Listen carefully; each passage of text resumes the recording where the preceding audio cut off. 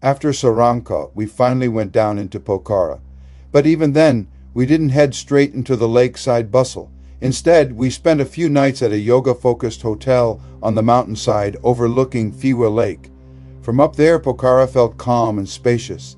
The lake lay below us, sometimes glassy and still, sometimes shifting color as clouds moved across the sky. Mornings were quiet. Light came slowly over the hills. The lake appeared and disappeared through mist.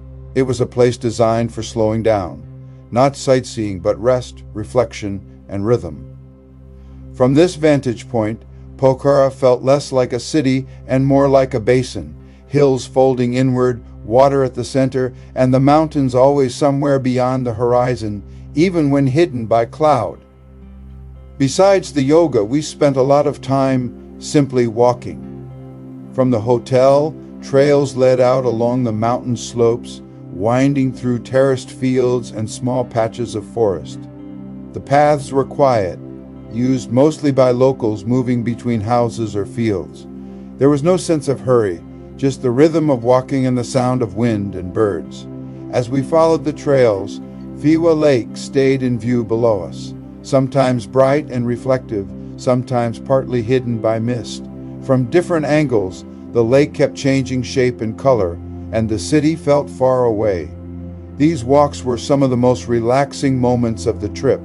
Nothing dramatic, nothing planned, just space, fresh air, and time to slow down. Up on the hillside, Pokhara felt less like a destination and more like a place to rest before moving on again.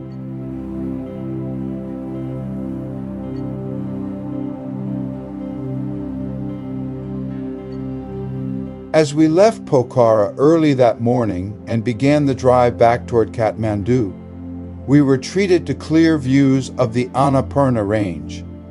In the early light, the snow-covered peaks stood out sharply against the sky, rising above the hills and valleys we had been walking through just days before.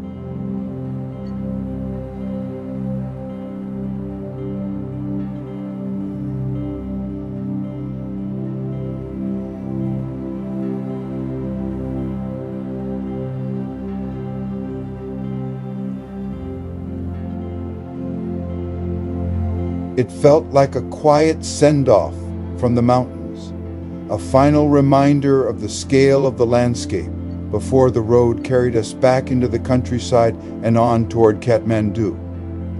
The road wound through rural countryside, terraced fields climbing the hillsides, rivers cutting through wide valleys, small villages clustered along the road. Farmers were already at work. Children walked along paths toward school. Life unfolded quietly alongside the highway. This is the Nepal you don't see from city centers or mountain viewpoints.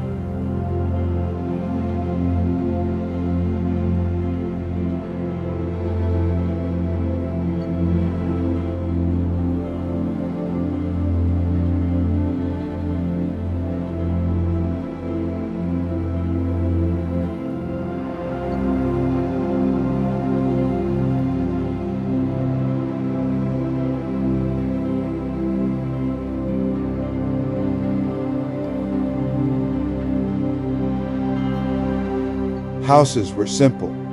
Fields were intensely green. The pace felt steady and grounded. Every curve in the road revealed another valley, another ridge, another stretch of farmland. At times, the bus climbed high above rivers, offering long views down into the valleys. At other moments, we passed close to villages, shops, and roadside tea stalls, reminders that this road isn't just a travel corridor, but a lifeline connecting regions. The weather stayed clear, and that made all the difference.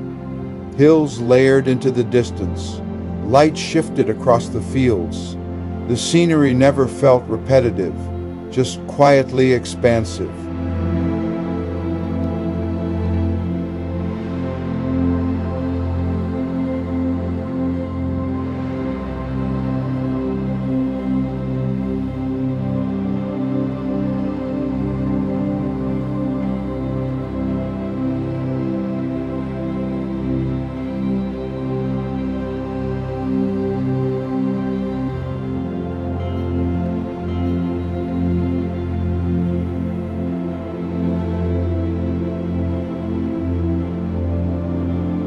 Traveling this way gives you a different understanding of Nepal.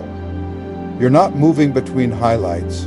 You're moving through a lived landscape, one shaped by agriculture, rivers, and daily movement. As we approached Kathmandu, the countryside slowly gave way to denser settlement. Traffic increased. Buildings pressed closer together. The rhythm changed, but the memory of Pokhara, the lake below us, the stillness of the hillside, and the long green valleys along the road stayed with us. This journey wasn't just about getting from one city to another. It was about the space in between.